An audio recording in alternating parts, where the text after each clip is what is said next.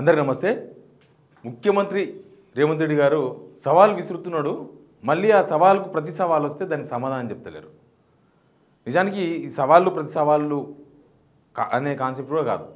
మూసీ బాధితుల విషయంలో మూసీ బాధితులకు మేము న్యాయం చేస్తాం, మేమే అండగా ఉంటాం అంటారు. ఇంకో పక్కనేమో వాళ్ళకి ఏమి ఇవ్వాలనో కేసీఆర్ కేటీఆర్ చెప్పాలి అంటాడు. ఇప్పుడు వాళ్ళు ఎందుకు చెప్పాలి? ఏమైనా మూసీ బాధితులా? కేటీఆర్ హరీష్ రావు వాళ్ళు, లేకపోతే ఈటల రాజేందర్ మూసీ బాధితుడా? మీరు డైరెక్ట్గా వాళ్ళతోనే మాట్లాడచ్చు కదా. మీ ప్రతినిధులు పంపండి మూసీ బాధితుల దగ్గరికి, తెలుస్తుంది. అయితే ఇక్కడ ఈటల రాజేందర్ సవాళ్ళు మిశ్రిండు. అఖిలపక్షం ఏర్పాటు చేయండి, నన్ను పెట్టండి, నేను వస్తా, సూచన చేస్తా అన్నాడు. అఖిలపక్ష సమావేశం ఇప్పటిదాకా పెట్టిండా? అఖిలపక్షం ఉందా? లేదు. మీరు రండి, ఏం చెప్తారో మీరు రండి, వాళ్ళకి ఏమి ఇవ్వాలో మీరు చెప్పండి. నేను ఈటల రాజేందర్ ఏమన్నా మూసీ బాధితుడా? ప్లస్ కేటీఆర్ అయితే డైరెక్ట్గా ఓపెన్గా మాట్లాడేసిండు. మా ఇల్లు కూలగొడతావో, మా ఫామ్ హౌస్లు కూలగొడతావో కూలగొట్టేసి, కానీ పేదల వద్దకు మాత్రం పోకు, మీ బుల్డోజర్ను పేదల మీదకి పంపకు, మా దగ్గర రా అన్నాడు. ఒకవేళ జన్వాడ ఫామ్ హౌస్ నాది అని చెప్పబడుతున్న జన్వాడ ఫామ్ హౌస్ మీకు అభ్యంతరం ఉంటే కూలగొట్టేసాడు. మాకేం అభ్యంతరం లేదు, పోయి కూలగొట్టుకుంటారు, మాది కాదు, నేను లీజుకు తీసుకున్నా అని చెప్పేసిండు. మరి ఇప్పటిదాకా జన్వాడ ఫామ్ హౌస్ దగ్గర పోయిందా? పోలేదు. తర్వాత కేసీఆర్ ఫామ్ హౌస్లో 1000 ఎకరాల ఫామ్ హౌస్ అంట. నాకు తెలిసి అది 100 ఎకరాల ఫామ్ హౌస్, 1000 ఎకరాలు కాదు. అబద్ధం చెప్తున్నాడు రేవంత్ రెడ్డి. ముఖ్యమంత్రి స్థానంలో ఉంటే అబద్ధం చెప్తున్నాడు. ఆయన ఎందుకు ఇస్తాడు? ఆయన ఎందుకు ఇవ్వాలి? కేటీఆర్ ఫామ్ హౌస్ కూడా, కేటీఆర్ ఫామ్ హౌస్ అని చెప్తున్నారు కదా, 50 ఎకరాలు అని చెప్తున్నారు. 25 ఎకరాలు అది కూడా కేటీఆర్ లీజుకు తీసుకుని చెప్పబడుతున్న ఆ ఫామ్ హౌస్ 25 ఎకరాలు. ఇది కేసీఆర్ది 100 ఎకరాలు. దానిలో 1000 ఎకరాలు ఉంది కదా, ఇచ్చే అంటాడు. లేకపోతే బీఆర్ఎస్కు 1500 కోట్లు ఎక్కడి నుంచి వచ్చినా చెప్పు అంటాడు. అసలు ఏమన్నా మతి ఉండి మాట్లాడుతున్నామా, మనం మతి తప్పి మాట్లాడుతున్నామా అనేది ఇంపార్టెంట్. ఇక్కడ మూసి ప్రతిదీ రాజకీయం చేయాల్సిన అవసరం లేదు. యాక్చువల్గా ప్రతిపక్షాలు రాజకీయం చేసే ప్రయత్నం చేస్తాయి, కానీ కాన్సెప్ట్ మిస్ కాకుండా ప్రభుత్వం ఆ కాన్సెప్ట్ మీద ఉండే ప్రయత్నం చేస్తుంది. ఈడనేమో మొత్తం డైవర్షన్ పాలిటిక్స్. అసలు మూసీ బాధితులకు బీఆర్ఎస్కు, మూసీ బాధితులకు బీజేపీకి ఏం సంబంధం? వాళ్ళే చెప్తున్నారు కదా, మాకు ఏ పార్టీతో సంబంధం లేదు, మా ఇల్లు కూలగొట్టొద్దు, మా ఇంటికి ఎవరు రావద్దు, మా ఇంటి మీద చెయ్యేసి చూడు అని చెప్పి డైరెక్ట్గా రేవంత్ రెడ్డికే సవాల్ విసురుతుండ్రు మూసీ బాధితులు డైరెక్ట్గా. వాళ్ళేమి గులాబీ కండ వేసుకోనో, లేకపోతే కాషాయ కండ వేసుకోనో, లేకపోతే ఇంకో కండ వేసుకొని మాట్లాడతలేరు. డైరెక్ట్గా వాళ్ళ ఓనర్షిప్ భుజాన్ని వేసుకొని మాట్లాడుతున్నారు. మా ఇల్లు ఇది, వస్తామంట, రా, కూలగొట్టు చూద్దాం, ఉందా ప్రభుత్వానికి దమ్ము, రా, వచ్చి చెయ్యి, నువ్వెవరివి మా ఇల్లు కూలగొట్టిని కానీ అడుగుతున్నారు వాళ్ళు. నువ్వెవరివి మా ఇల్లు కూలగొట్టిని కానీ అడుగుతున్నారు. రేవంత్ రెడ్డి గారు జూబ్లీ హిల్స్లో ఉన్న మీ ఇంటి ముందరికి 4 పోలీసులు వస్తేనే మిమ్మల్ని ఇక్కడికి పంపించిన అవలగాడేవాడు, మిమ్మల్ని ఏంది అని మాట్లాడుతుంది. అధికారం వచ్చిన తర్వాత ప్రజాభవన్కు మొండి అంటేనే లేదు మా ఇల్లే ప్రజాభవన్, మా ఇల్లే అధికారిక నివాసం అని మీ ఇల్లు దాటకపోతుంది. మరి ఆ పేదలకు మాత్రం ఆత్మగౌరవం, ఇది మా ఇల్లు, మేము కష్టపడి కట్టుకున్న ఇల్లు, మేము లోన్ కడుతున్న ఇల్లు ఇది అనేది ఉండదా? మీరు పోయింది ప్రైవేట్ జాగాల్లోకి, అదేదో తిరిపెమిస్తున్నట్టుగా, వాళ్ళకేదో మీ మీద డిపెండ్ అయినట్లుగా, ఆ జనమంతా మీ బానిసల్లాగా, మేము డబుల్ బెడ్రూమ్లు ఇస్తాం పోండ్రి, మీరు రాజులాగా ఫీల్ అవుతున్నారు. కాదు, మీరు రాజు, ఆ తెలంగాణ తెచ్చిన కేసీఆరే రాజులాగా ఫీల్ కాలే. మీరెందుకు రాజు ఫీల్ అవుతున్నారో, మీరెందుకు రాజు అవుతున్నారో అర్థం కాలేదు. మీరు రాజు ఎట్లయితారు? తెలంగాణ ఉద్యమం చేసిన వాళ్ళ, తెలంగాణ తెచ్చిన వాళ్ళ, లేకపోతే తెలంగాణ ప్రజల తరఫున ఒక వారం రోజులు దీక్ష చేసిన వాళ్ళ, ఏ ఇష్యూ వచ్చినప్పుడు మీరు ఏమీ చేయలే కదా, మీరు ఎట్లా రాజు అవుతారు? అంత ఉత్తమ ముఖ్యమంత్రి ఎందుకు రాజు అవుతారా? ఆ బాధితుల తరఫున పోండి, మీరే పోవచ్చు కదా. మీరు తిరుగుతున్నా నేను పనిచేసే ముఖ్యమంత్రిని, పండుకునే ముఖ్యమంత్రిని కాదంటారు కదా, ఆడ పోయి పని చేయొచ్చు కదా, పోవచ్చు కదా. ఆ మూసీ కాడికి పోయి ఓ టెంట్ వేసుకొని వితౌట్ సెక్యూరిటీ పోతారో విత్ సెక్యూరిటీ పోతారో మీ ఇష్టం, వాళ్ళ మిలిచి మాట్లాడుకోవచ్చు కదా. వీళ్ళు సవాల్ విసిరినప్పుడు హరీష్ రావు అయితే రుణమాఫీ కానిచ్చే సవాల్ విసుకుంటూ వస్తున్నాడు. రుణమాఫీ ఫెయిల్ అయినరు, అర్థమైంది కదా. రుణమాఫీ ఫెయిల్ అయిన సంగతి మీరు ప్రధానమంత్రి రాసిన లేఖనే మీరే బయటపెట్టుకున్నారు. మీరు రుణమాఫీ మొత్తం చేయలేదు, మీరు చెప్పింది వేరు చేసింది వేరు, రుణమాఫీ మీరు చేయలేదు అనే విషయాన్ని మీరు బయటపెట్టుకున్నారు ఆ లేఖ ద్వారా. ఆ రుణమాఫీ దగ్గర స్టార్ట్ చేస్తే హరీష్ రావు రెడీగా ఉన్నాడు, కూలగొట్టుకో అన్నాడు ఫామ్ హౌస్ వచ్చి, కూలగొట్టొచ్చి, కానీ మూసీ మీదికి రావద్దు, మూసీ మీదికి మేము వస్తే, మీరు వస్తే, మీ బుల్డోజర్ వస్తే నేనే అడ్డుపడతా అన్నాడు.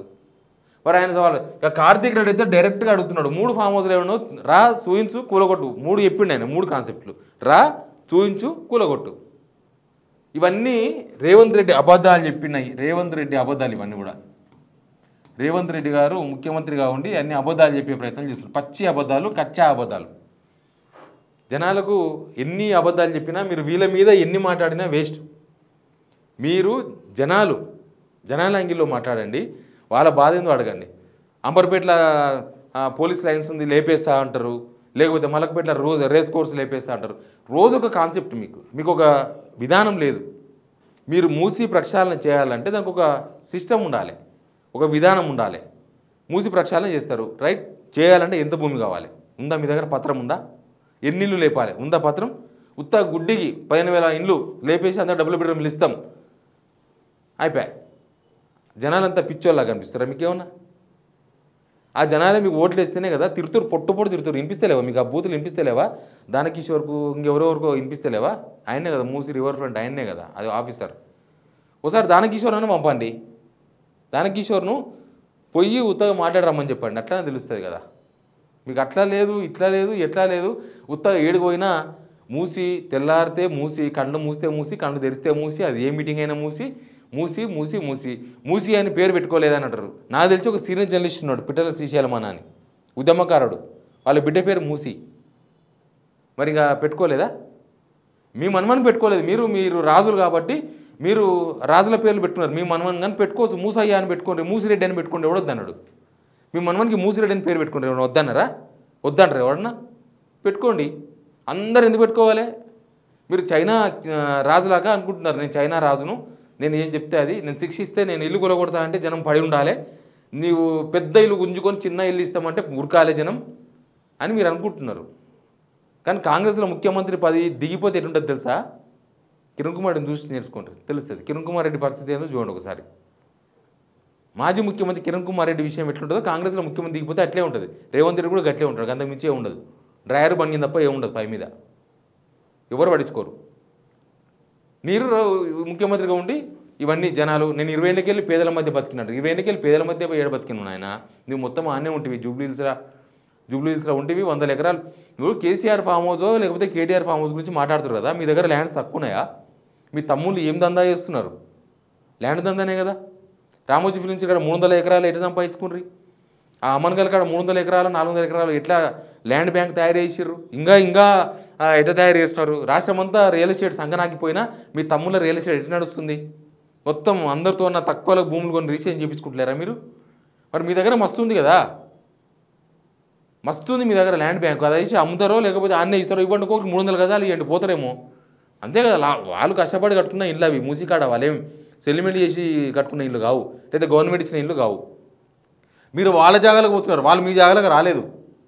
మూసి బాధితులు అంటే మూసి ఈ నదీ పరివాహకంలో ఉన్న వాళ్ళు వేరు, తర్వాత వీళ్ళు ఇప్పిన బఫర్ జోన్లో ఉన్న వాళ్ళు వేరు. మీరు ఈ నదిలో ఉన్న వాళ్ళకి ఇవ్వండి, చూడబులే డబుల్ బెడ్రూమ్ ఇల్లు 25,000 తక్కువ, 2 లక్షలు ఏమైనా అడుగుతున్నారు, ఇవ్వండి. కానీ బఫర్ జోన్లో ఉన్నారు చూడండి, ఆ బఫర్ జోన్లో ఉన్న వాళ్ళ జాగా, ప్రైవేట్ జాగా. మీరు ప్రైవేట్ జాగాలకు పోయి గుంజుకుంటా, నేను ఇల్లు గుంజుకుంటా, ఇల్లు గుంజుకునే ప్రయత్నమే కదా ఇది. గుంజుకోనికే కదా మీరు మార్కేసింది. గుంజుకుంటామంటున్నారు, వాళ్ళు ఎందుకు ఊకుంటారు? జనం చాలా బలవంతులు. మీరు 5 సంవత్సరాలే బలవంతులు, వాళ్ళ జీవితకాలం బలవంతులు వాళ్ళు. మీరు వాళ్ళ ఇల్లు గుంజుకున్నప్పుడు వాళ్ళకి లబ్ధి చేకూర్చాలి కదా. నువ్వు ₹1,00,00,000 ఇల్లు తీసుకుంటే ₹3,00,00,000 ఇవ్వాలి వాళ్ళకు. భూసేకరణ చట్టం కట్టేవన్నీ అమలు చేస్తే వాళ్ళు కూడా వస్తారు. మీకు మూసీ కళ ప్రాజెక్ట్ ఎందుకైంది, కళల ప్రాజెక్ట్ ఎందుకైంది కూడా చెప్పాలి. ఎందుకంటే మూసీ కాడ మీరు కట్టేది ఏంది, ఆ కాన్సెప్ట్ ఏంది? మళ్ళీ ఇవే కదా పేకాడ క్లబ్బులు, యోయో రూమ్లే కదా. మరి దాని నుంచి గలీజ్ దండకే కదా పోవచ్చింది మళ్ళీ. లేకపోతే హైదరాబాద్ గలీజ్ అంతే దేనికి పంపిస్తారు? మూసేస్తే మరి అసలు మీరు ఏం మాట్లాడుతున్నారో రోజు రోజుకు మీలో తగ్గుతుంది. మీరు మాట్లాడే మాటల్లో పస తగ్గుతుంది. ఓన్లీ పాలిటిక్స్ మాట్లాడుతున్నారు తప్ప ప్రజల కోణంలో మాట్లాడతలేరు మీరు. కాబట్టి మూసీ విషయంలో ప్రభుత్వానికి ఉన్న క్లారిటీ ఏంది? మూసీ బాధితులు, మీరు చేసిన బాధితులు, మూసీ బాధితులు అంటే మూసీ బాధితులు కాదు, రేవంత్ రెడ్డి బాధితులు వాళ్ళు, మూసీ బాధితులు కాదు. ఆ రేవంత్ రెడ్డి బాధితులకు ఏం న్యాయం చేస్తుంది ప్రభుత్వం అనేది క్లారిటీగా చెప్తే అప్పుడు ఈ కాన్సెప్ట్కు, మీ కాన్సెప్ట్లో ఏమైనా జనం మీ దారిలోకి వచ్చే అవకాశం ఉంది. ఇక్కడ కేటీఆర్కు, కేసీఆర్కు, హరీష్ రావుకు, కార్తిక్ రెడ్డికి ఎవరికి సంబంధం లేదు. కాకపోతే వాళ్ళు ఇచ్చిన సవాల్ ఉంది కదా, ఈ సవాలు విసిరి పారిపోతున్నారు ఎందుకు అనేది మాత్రం జనాల్లో జరుగుతున్న చర్చ. Please subscribe signal TV.